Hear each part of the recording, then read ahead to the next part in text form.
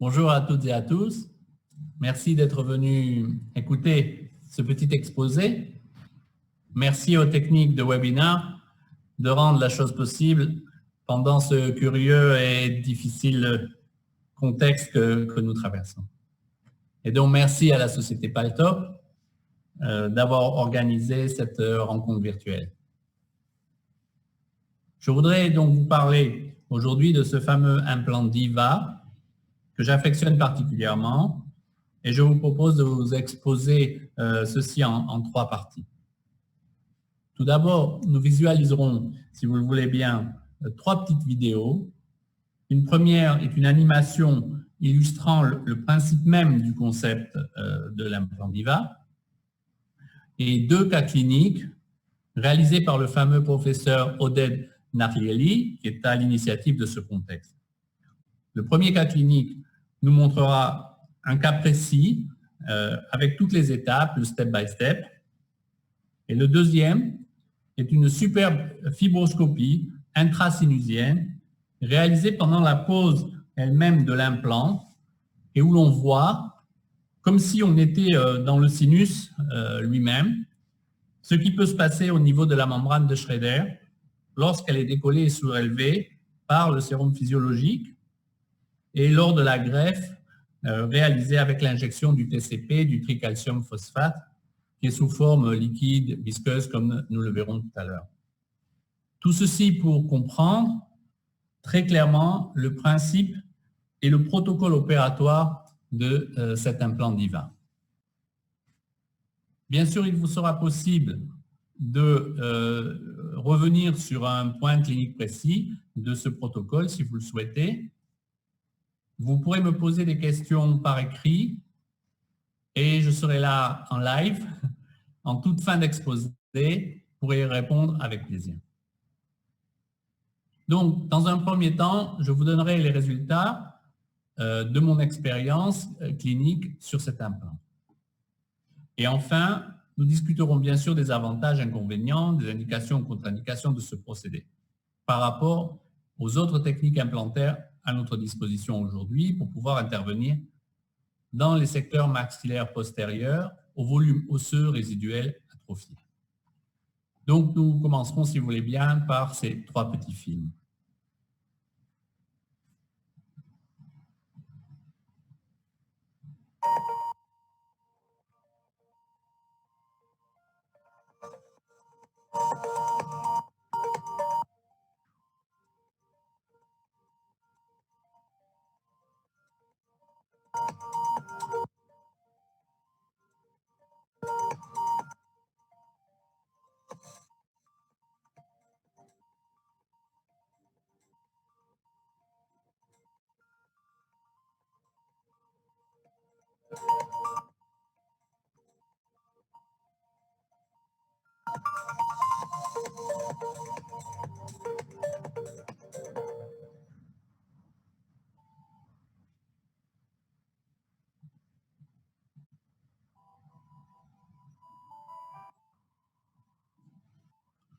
Ici, il s'agit de la pose d'un implant en 25 ou 26. Comme vous le verrez, il y a un lambeau de pleine épaisseur, réalisé de façon classique. On repère l'emplacement de l'implant Diva qui doit être placé ici. Il y a un mini-forage, vraiment un mini-forage qui va juste permettre de localiser la position de l'implant et pratiquement tout le travail va être réalisé avec ce fameux outil dont nous reparlerons qui est un ostéotome assez particulier. Il y a surtout une butée, ça c'est très très intéressant, qui nous permet de travailler en toute sécurité. La profondeur utilisée a été repérée par rapport au scanner préopératoire et avec une sonde aussi un petit peu spéciale, on va pouvoir travailler jusqu'au moment où on a soulevé juste ce fameux petit capuchon osseux avec la membrane de Schrader de façon à ne pas la perforer. Vous voyez ici, on en reparlera, tout le petit matériel nécessaire, un tournevis d'une taille particulière. Et le moment clé, c'est celui-là. L'implant va être posé au moteur ou à la main, mais l'implant va devoir être stabilisé de façon, avec une stabilité primaire certaine. Si on n'y arrive pas, donc dans l'os résiduel, Si on n'y arrive pas, il faudra passer à une technique beaucoup plus traditionnelle d'un sinus lift par accès latéral. Le test, c'est en fait de pouvoir enlever cette fameuse vis. Il y a 2 vis dans le système. La première vis, celle qu'on enlève maintenant, est plus longue que la seconde. Là aussi, on pourra en reparler. On va injecter à partir de ce moment-là un petit peu de sérum physiologique et tourner un tout petit peu notre implant. Et recommencer l'opération autant de fois que nécessaire, de façon à arriver à mettre l'implant exactement au niveau où on souhaite le mettre, c'est-à-dire au niveau crestal. Voilà, on tourne, on injecte, on tourne, on injecte. Petit à petit, on va comme ça. C'est ça le principe, soulever cette membrane de Schroeder. Lorsqu'on est arrivé au niveau souhaité, on va pouvoir injecter ce fameux TCP, donc du tricalcium phosphate, sous forme liquide, vous voyez, sous forme visqueuse. Il est injecté au travers de l'implant, puisque cet implant est troué, et ensuite on va l'obturer par la deuxième vis. Et c'est ce matériau qui va, vous voyez la deuxième vis qui va être mise en place, c'est ce matériau qui va venir compléter le comblement, le soulevé de la membrane de Schroeder et faire un comblement sous-sinusien, je dirais à l'aveugle. Enfin, la vis de couverture va être positionnée et je vous conseille fortement de mettre cet implant en 2 temps opératoires, de ne pas faire d'acrobatie, de le mettre en un temps avec une vis de cicatrisation. Vous verrez ici, voilà, vous verrez ici le comblement et l'implant mis en place.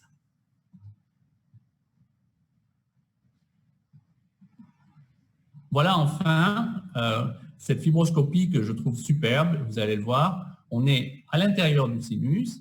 L'implant va être mis avec les étapes successives que l'on vient de voir.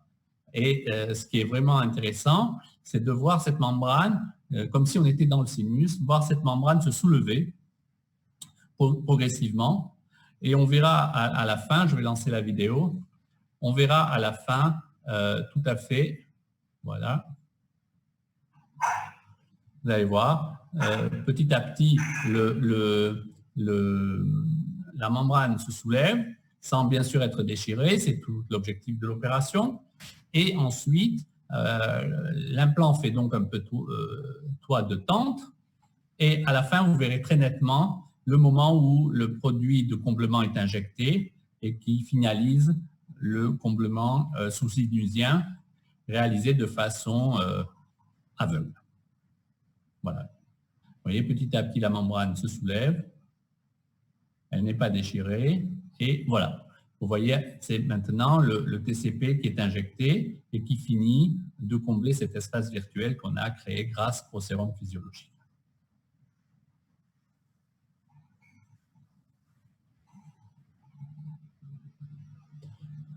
Alors, je dois vous dire que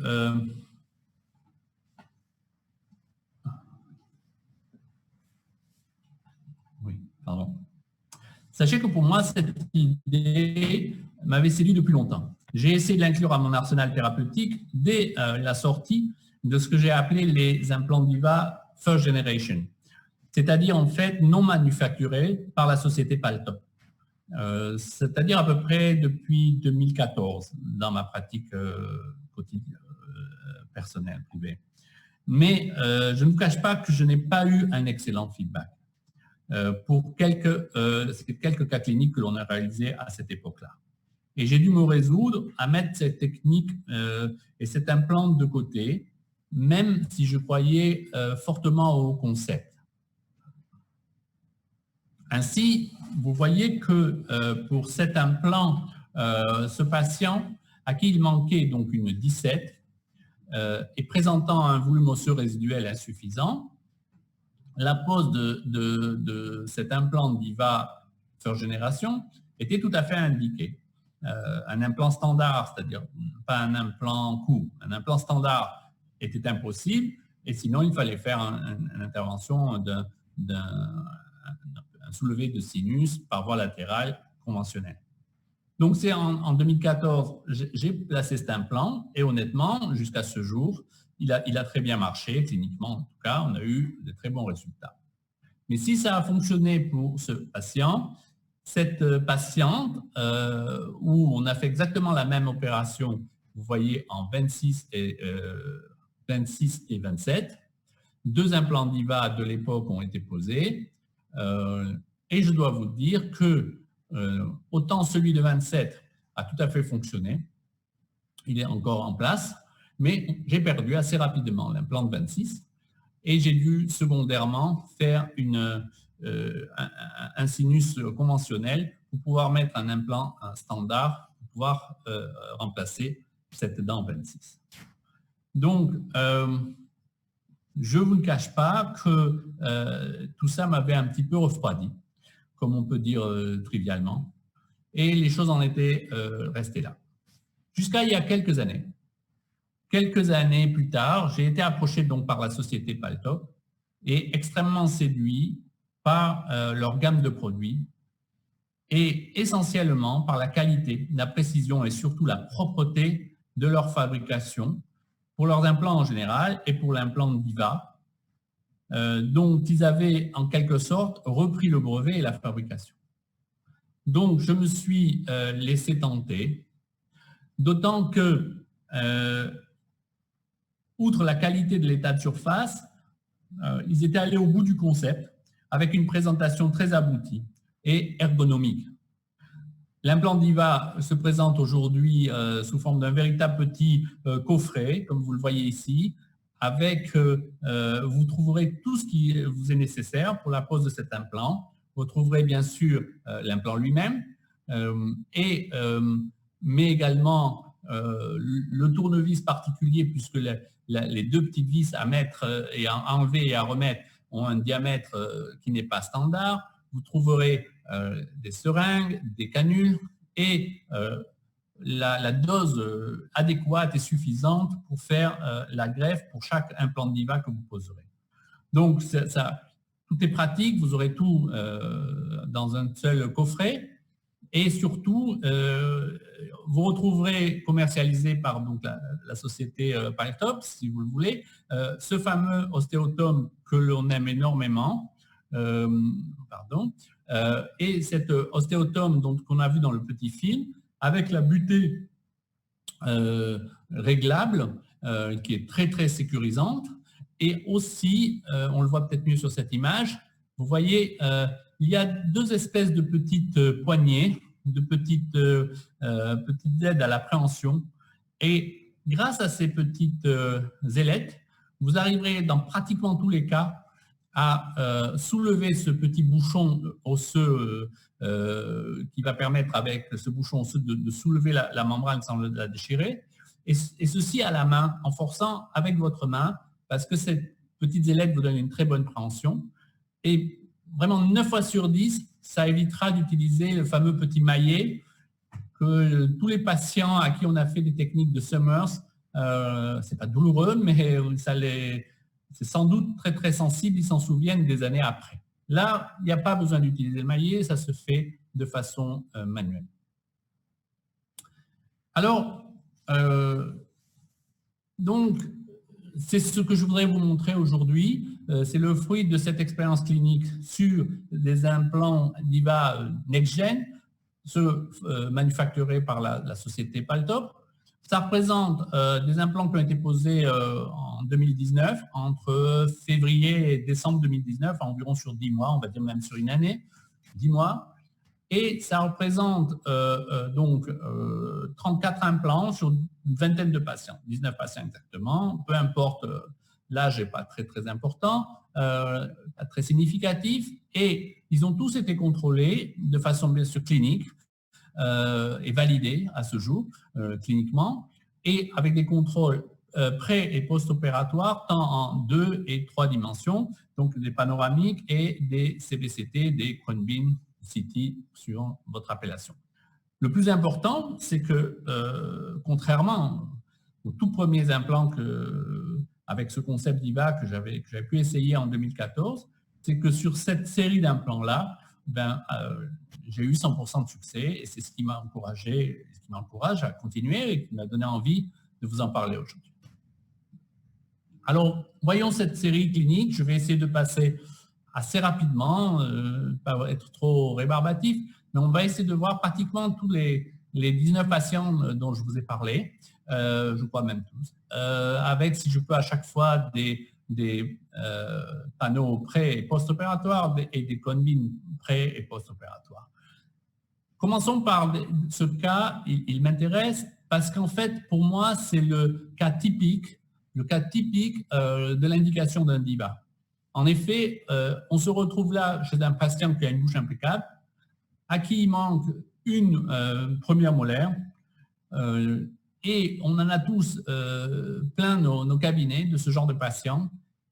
Honnêtement, on n'arrivera jamais, en tout cas moi jusqu'avant le DIVA, j'arrivais absolument pas à les motiver à quoi que ce soit. Ils n'ont absolument pas envie, et je les comprends, qu'on mutile la prémolaire, la 25 en l'occurrence, et la 27 pour faire un bridge, même en sourdent vivante, ils n'en ont pas envie.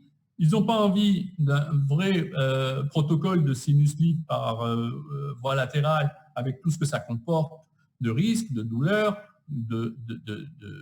invasifs, de coûts, de temps. Je pense que si j'étais dans leur situation, je crois que je resterais moi aussi des années avec cette 26 absente, avec tous les risques que ça comporte, parce que la 27 va bouger, parce que bien sûr qu'il faut la remplacer, mais on peut ne pas les blâmer de rester comme ça jusqu'à ce qu'on leur propose ces techniques peu invasives. On en reparlera, si vous voulez bien, dans nos conclusions. Donc, on va, ici le scanner préopératoire, avec toujours ce même constat. On a un peu d'os, sinon on ne pourrait pas appliquer cette technique, on en reparlera à la fin de l'exposé, mais on n'en a bien sûr pas assez pour mettre un implant standard et on va donc procéder à la pose de cet implant DIVA. On aura toujours ce même genre d'image, à savoir notre os résiduel qui arrive à peu près jusque-là. On a l'impression qu'on a mis l'implant, ça nous fait peur au début, dans le sinus, avec tout ce que ça veut dire. Et en fait, lorsque l'on va avoir l'image scanner post-opératoire, on se retrouve avec donc l'os résiduel qui arrive à peu près à ce niveau-là, et de part et d'autre de l'implant.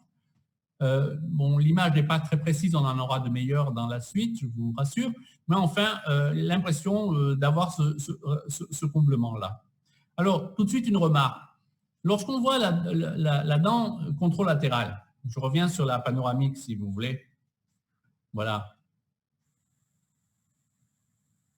C'est très se retrouver dans la nature avec des dents qui, naturellement, n'ont pas d'os au-dessus de l'apex.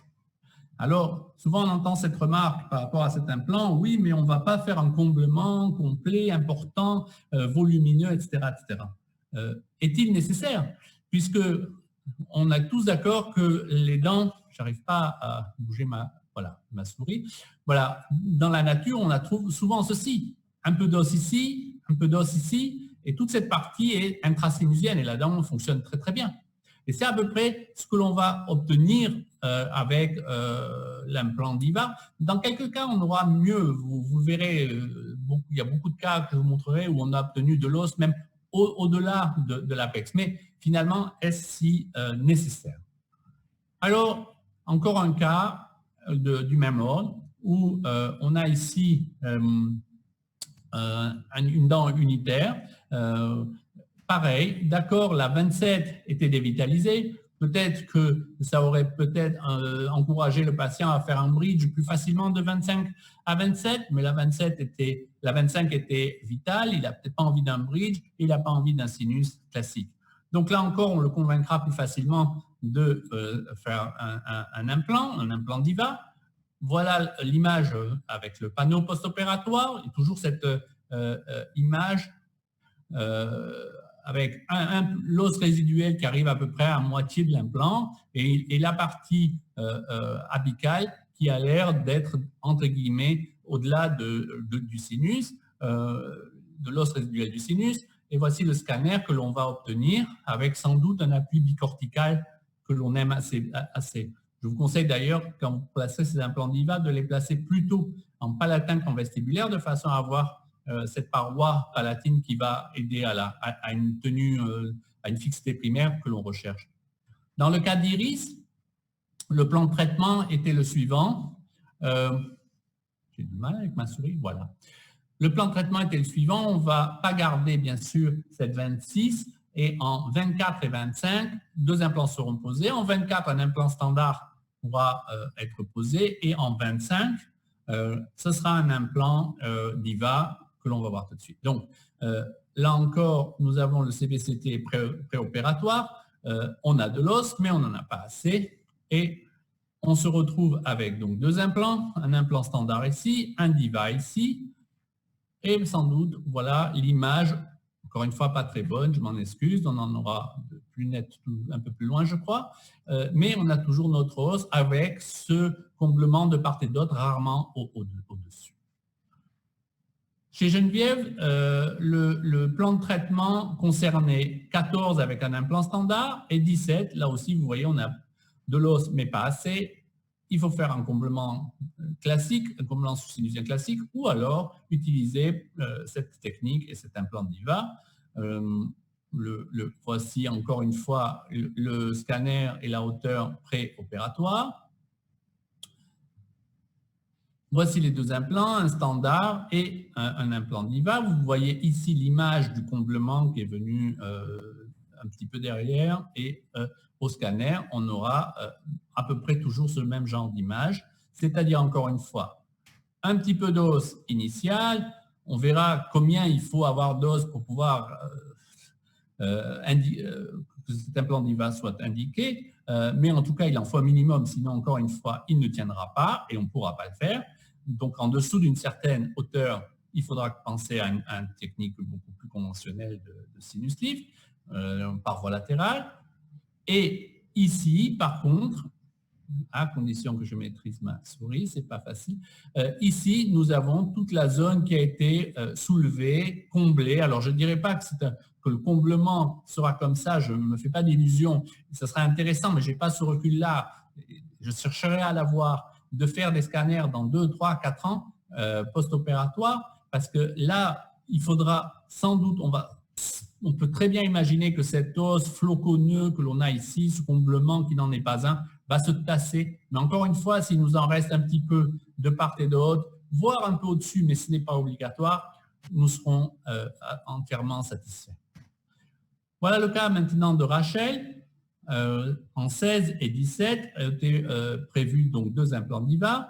Et en 15, ici, on fera un implant standard, on a la place d'un implant standard ici, et en 16 et 17, nous aurons donc, nous comptons poser ces deux implants DIVA. Alors, voici ce que l'on avait, voilà, les photos sont de meilleure qualité, les scanners préopératoires, on a 5-7 mm d'un côté, 4 mm de l'autre, et voici ici la 15, un implant standard, et 16 et 17, 2 DIVA.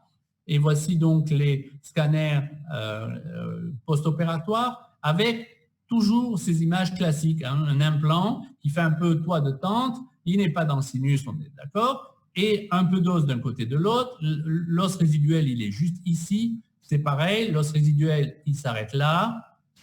Et vous voyez tout ça, c'est ce qui a été greffé ou qui a fini par, peut-être s'est greffé de façon plus haute au départ, mais ça c'est un scanner qui a 1 an post-opératoire. C'est intéressant parce qu'on voit que cet os est venu se tasser de part et d'autre donc de l'implant.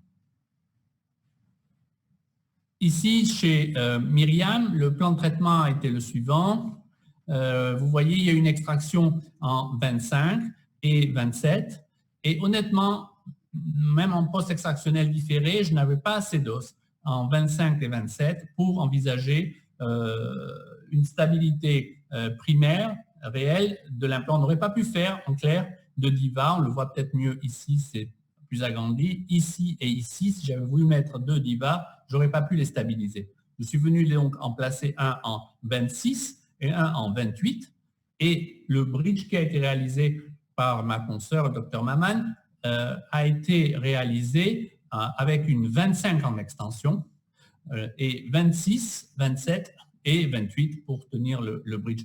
Donc, oui, au passage, ce n'est pas le sujet aujourd'hui, mais servons-nous de nos CONBIN, de nos CBCT préopératoires, ça nous donne l'autorisation ou pas, quelle que soit la technique, que ce soit un sinus conventionnel ou que ce soit des Summers ou que ce soit donc le DIVA, de vérifier la qualité du sinus préopératoire. Si on a un doute, une consultation chez un ORL peut être tout à fait intéressant. Et surtout, nos CBCT, nos scanners nous donnent ce genre d'image, c'est-à-dire il faut absolument que l'ostium, le meilleur moyen, soit libéré, sinon ça contre-indique un DIVA comme ça peut contre-indiquer notre intervention. Enfin, ça c'est un autre sujet, et aussi ce que l'on peut voir classiquement. Du côté denté, on se retrouve avec un os tout à fait d'une hauteur osseuse conséquente, et très vite, au bout de quelques années d'absence dentaire de ce secteur-là, on a un sinus qui se pneumatise, mais ça c'est tout à fait classique. Alors, voilà l'image que l'on peut avoir après la pose des 2 implants.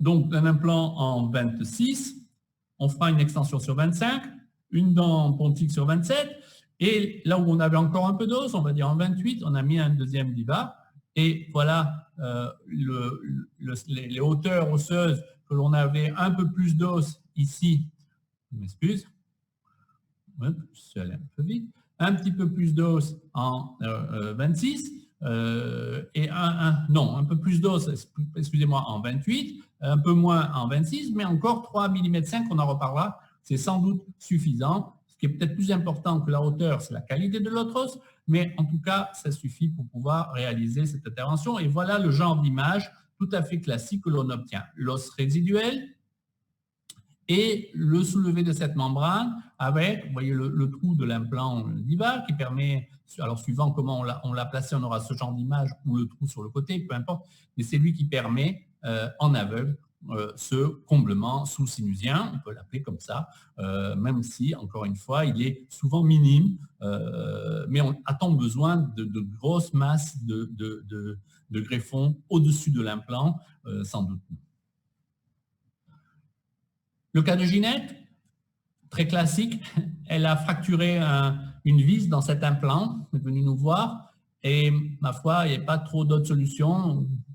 Je n'ai pas réussi à récupérer le petit morceau de vis, etc. On s'est résolu à devoir extraire cet implant, l'implant donc de la 16, et on a programmé un implant de 17, en 17, et cet implant, ça sera un DIVA. Et de l'autre côté, du côté controlatéral, il y avait une absence de dents dans ce secteur-là, le secteur 2, et on a prévu en 25 un implant standard, et en 27, vous voyez, on a de l'os, mais pas assez. On va donc, là aussi, programmer un DIVA. Voilà l'implant de 17, et voici l'implant de 27.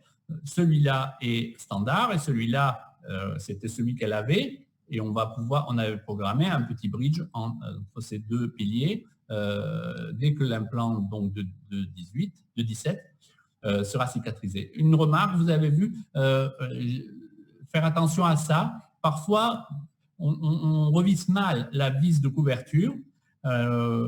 Et pourquoi? Parce qu'en fait, il faut bien nettoyer. Donc, on fait la greffe à travers l'implant et une fois que je vous conseille, une fois que vous avez réalisé la greffe, avec encore un peu de sérum, de venir nettoyer le pas de vis, parce que des fois, si vous ne le faites pas, vous aurez du mal à bien mettre la vis de cicatrisation, de couverture à fond. Ce n'est pas bien grave, mais voilà ce qui s'était passé dans ce cas-là. Donc, là encore, les images de scanner post-opératoire, l'implant, l'os résiduel, un petit peu de...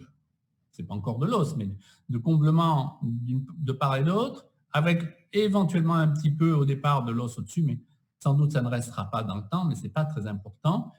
Ici, la même chose, l'os résiduel, et voilà ce que l'on a pu obtenir, en tout cas le soulèvement que l'on cherche à obtenir grâce à ce système. Alors, je vais passer comme ça assez vite, je ne veux pas vous prolonger trop le...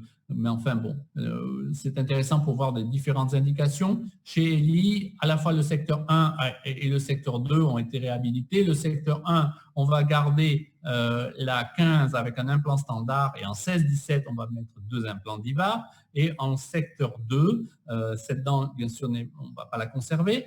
Et j'ai mis un implant DIVA en 27. Honnêtement, par sécurité, je n'étais pas sûr que j'y arriverais, etc. En post-extractionnel, j'ai rajouté aussi un implant DIVA en 28 et finalement les deux ont fonctionné et donc on va réhabiliter le cas avec ces 2 implants. Voilà donc ce que l'on obtient. Un implant standard traditionnel en 15 et 2 implants DIVA 16-17 et 2 implants en 27 et 28, 2 implants DIVA là encore. Et voilà les scans post-opératoires. Vous voyez donc là 17, la 16, la 27, la 28. Je passe maintenant, ce sont des images qu'on a vues assez souvent ensemble. Marie-Christine, ici nous avions une 26 qui est perdue et le plan de traitement a été de mettre en 26, on avait assez d'os pour faire un implant traditionnel et en 28, on va mettre un implant DIVA.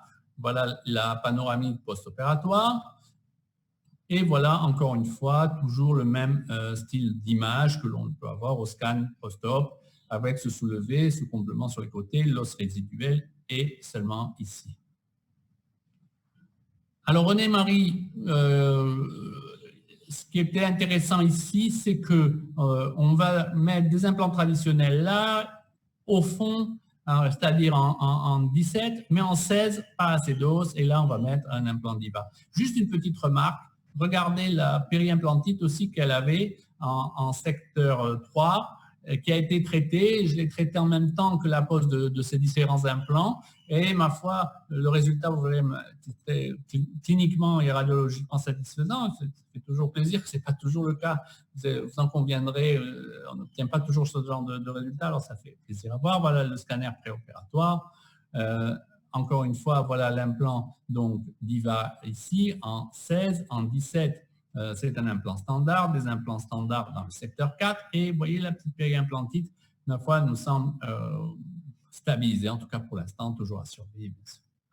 Et voilà l'image du scan post-op. Et toujours pareil, le refoulement de cette membrane, un comblement. Pour l'instant, on verra ce que ça va donner, mais voilà l'espace virtuel créé qui est maintenant comblé, tenu avec comme un toit de tente par l'implant et l'os résiduel qui nous a permis cette stabilité primaire. Encore une fois, sans cette stabilité primaire, on serait passé avec une autre technique.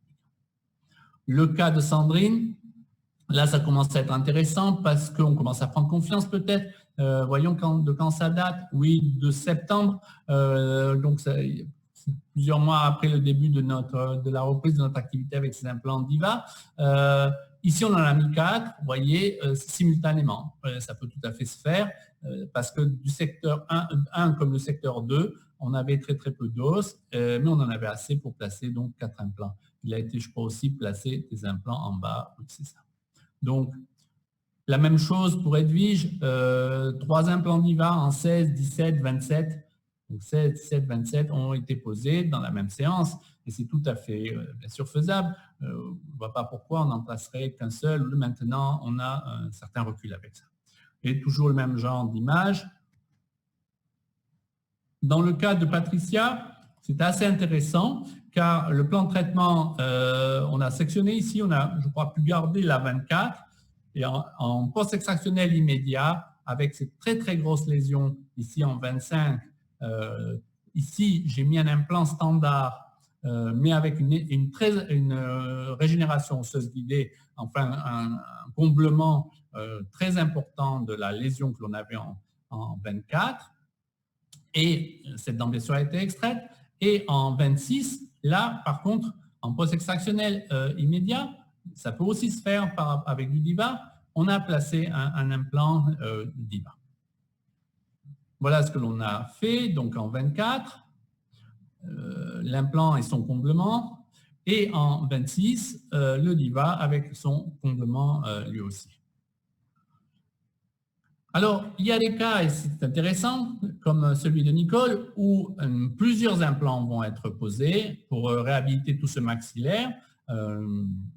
Évidemment, on n'a pas besoin d'implant DIVA sur tout le bloc antérieur de ce maxillaire, on a de l'os, mais juste un implant DIVA en 15 va nous permettre de réhabiliter cette personne. Vous voyez ici, nous avons un implant en 15. J'ai vraiment du mal, je suis désolé. Voilà. Ici, un implant DIVA. Tous les autres sont des implants standards. Des implants conventionnels ont été posés aussi en bas dans la même séance. Et on va pouvoir donc aller plus loin. C'est la même chose pour Catherine. 3 implants DIVA, 16, 17 et 26 vont être posés en même temps que des implants standards. C'est un cas du docteur Abbé de Narbonne. Et voilà ce qui va nous permettre, sans, encore une fois, partir dans des grandes chirurgies et rallonger le temps opératoire, mais vous voyez très bien que voilà l'implant DIVA, voilà son comblement, là-bas il y en a 2 autres, ça va nous permettre de réhabiliter cette personne de façon globale et satisfaisante.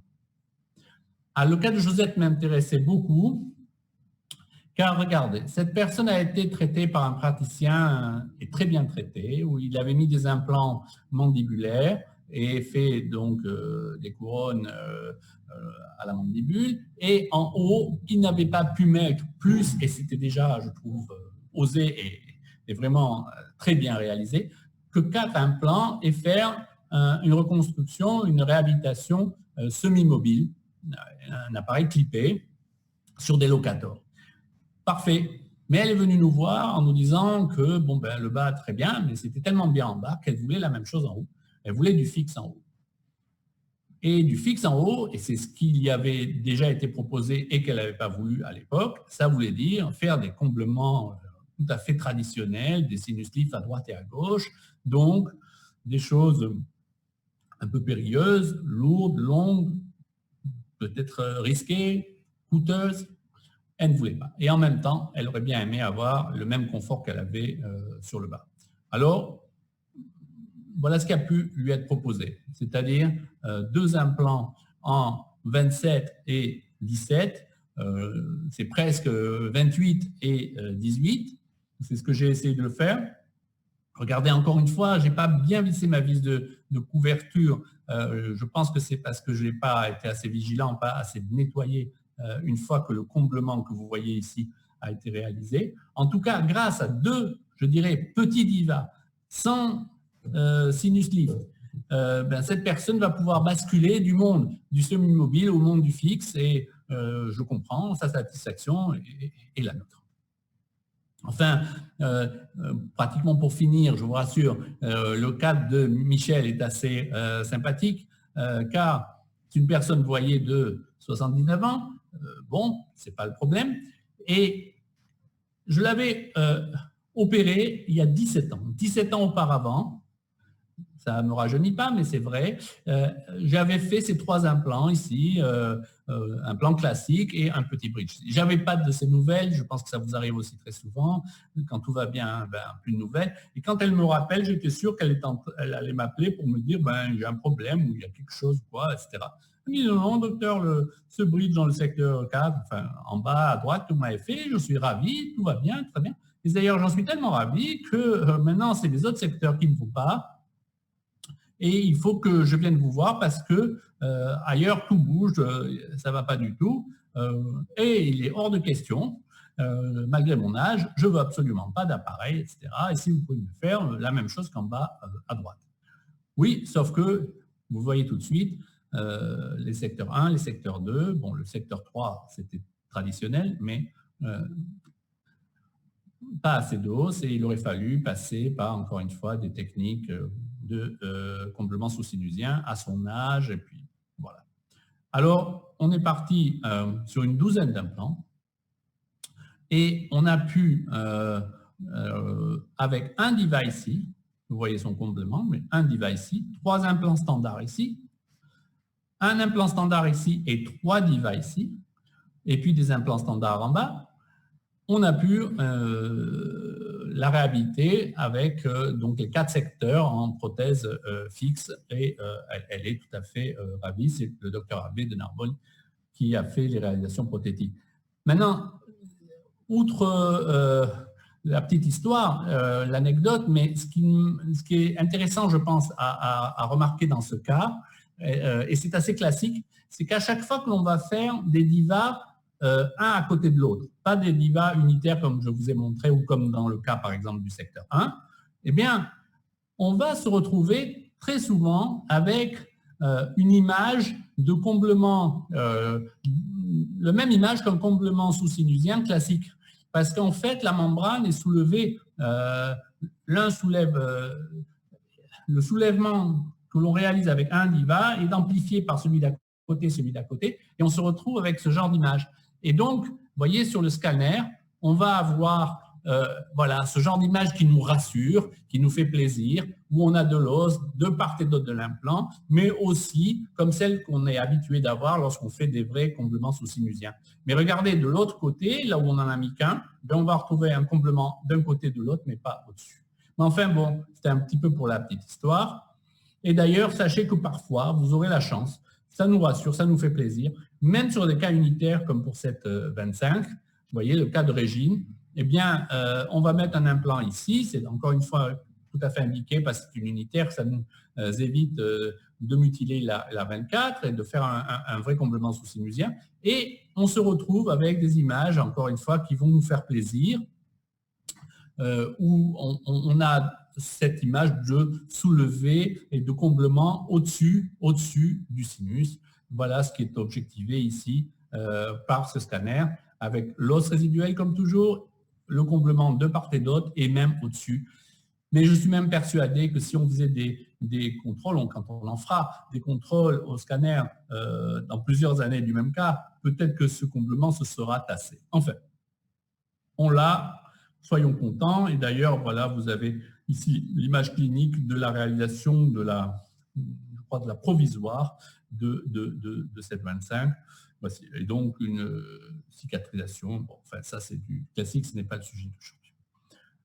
Alors, souvent, nous avons cette question qui revient par rapport au DIVA, qui concerne, bien sûr, la littérature. A-t-on une base solide au niveau de la littérature pour cet implant? Au passage, pour ceux qui le connaissent, je me suis permis ici d'illustrer cette dia par mon fiston Adam près de son bolide préféré. Alors, il faut savoir que la littérature existe, elle est conséquente, et en particulier, vous avez cette étude, pour ceux que ça intéresse, donc du professeur Narieli. Elle date de 2016, elle a été publiée chez Quintessence. En fait, comme vous le regarderez, ce sont des implants qui ont été posés entre 2012 et 2015. Il y a eu 378 implants, 378 DIVA. Il y a eu un suivi de 60 mois et un suivi à la fois objectif, on va dire, par CBCT et la clinique, et subjectif par rapport au ressenti du patient. Et sur donc ce nombre de 378 implants, il y a eu 357 cas de succès objectivé, ce qui fait donc 94, où est-ce que j'ai le chiffre? Attendez, voilà, 94,5%. Donc c'est assez conséquent, vous pourrez lire cet article plus tranquillement si ça vous intéresse, mais vous me direz, très bien, le professeur Narieli, il parle de son implant, alors il en dit du bien. Est-ce qu'il y a d'autres articles? Oui, n'hésitez pas à vous promener sur le net, vous trouverez une bibliographie conséquente sur cet implant DIVA. Je vous laisse le loisir d'aller regarder, vous en trouverez, y compris, vous voyez, même en chinois. Donc, pour conclure ce petit exposé, là encore, je me suis permis, encore une fois, pour ceux qui nous connaissent, qui connaissent la famille, mais qui n'ont pas vu nos enfants depuis bien longtemps, d'inclure là une petite photo de mes filles, Léa à gauche et Rachel à droite, qui ont bien sûr bien grandi. Et voilà une autre petite photo pour illustrer cet exposé. En fait, en conclusion,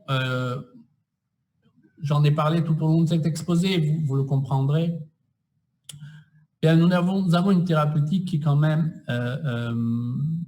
moins invasive, donc moins douloureuse, qui, lorsqu'on compare, bien sûr, hein, toujours pareil, avec le sinus lift par voie latérale, quelque chose qui est sans doute moins risqué et qui amène moins de complications. Les techniques avec un sinus par voie latérale, encore une fois, elles sont tout à fait indiquées. On en pratique encore beaucoup. Elles fonctionnent, mais on sait tous que lorsqu'on a un problème dans ce genre d'intervention, le patient s'en souvient et on s'en souvient nous aussi. Et si dans bien des cas, on peut éviter cette technique lourde et invasive, je crois qu'on sera tous d'accord pour dire que ça peut être extrêmement intéressant pour notre pratique. La prédictibilité en plus de cet implant DIVA, vous le voyez, 35 ou 36 implants, 0 échec, il faudra en faire plus pour avoir encore plus de recul, mais c'est quand même une technique relativement récente pour moi. Mais en tout cas, on a 100% de succès, ça c'est encourageant.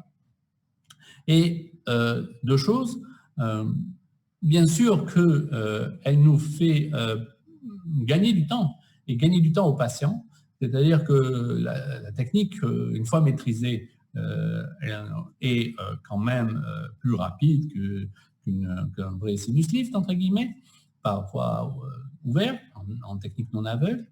Et donc, peut-être également, on peut tout ça le répercuter, et ça peut être intéressant pour le patient, puisqu'on y passe aussi moins de temps. Bien sûr que on pourra proposer ça avec un prix plus intéressant. Et tout ça va faire qu'on aura un taux d'acceptation de notre proposition thérapeutique qui augmente en flèche. Alors les limites, je crois que je les ai dit au fur et à mesure de l'exposé. Les limites, c'est en fait la hauteur d'os. Je crois qu'on peut dire, de ce que j'ai lu et de ma pratique là-dessus, qu'en dessous de 2-3 mm, non, ce n'est pas raisonnable. En dessous de 2-3 mm, il va falloir envisager un sinus conventionnel, un complément sous-sinusien par voie latérale, un sinus lift. Alors, peut-être encore une remarque, plus encore que la quantité d'os, la hauteur d'os en millimètres, peut-être ce qui est encore plus important, c'est cette qualité osseuse. Vous savez aussi bien que moi que des fois, 3-4 mm assez corticalisé, ça peut être plus intéressant qu'une quantité plus importante et d'un os papyracé qui ne vont pas nous donner cette fixité primaire, cette fixité osseuse, cette stabilité primaire absolument indispensable. Si on n'obtient pas cette stabilité primaire, il faut passer à une technique conventionnelle de sinus lift. Un dernier mot, malgré tout, je ne voudrais pas quand même, il faut être honnête jusqu'au bout, il y a une learning curve, il y a un petit coup à prendre quand même, c'est pas... Bon, je pense que c'est un implant comme... on a toujours l'impression que les techniques tout en un, c'est super, mais si c'est tout en un, c'est que c'est tout en un. Ça veut dire qu'il faut maîtriser quand même beaucoup de choses et ça a l'air simple, mais cliniquement, il faut quand même prendre le temps de bien maîtriser la technique. Et d'ailleurs, je pense que souvent, dans des techniques, on dit qu'elles ne sont pas bonnes parce qu'on ne les a pas maîtrisées tout simplement. Donc, il y a une learning curve, ça, je ne le nierai pas. Et c'est pour ça que je voudrais associer absolument le docteur Dohanjo, Andy Dohanjo, qui est à Holon, en Israël, au sud de Tel Aviv. C'est chez lui que j'ai pu me former et apprendre et intégrer les quelques petits tips, comme on dit, les petits tours de main, les petites astuces qui permettent d'utiliser en toute sérénité cet implant DIVA.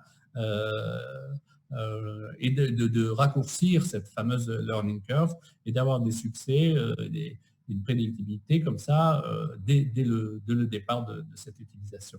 De même, et je les remercie fortement, c'est toute l'équipe Paltop qui donc non seulement fabrique cet implant de haute qualité, mais m'ont aidé, m'ont soutenu dans cette envie de remettre dans mon arsenal thérapeutique pour traiter ces secteurs postérieurs atrophiés, cet implant qui, aux côtés, par exemple, des forêts Versa ou Densa, donc de l'ostéocondensation, aux côtés des techniques de Summers, aux côtés, bien sûr, du sinus lift traditionnel.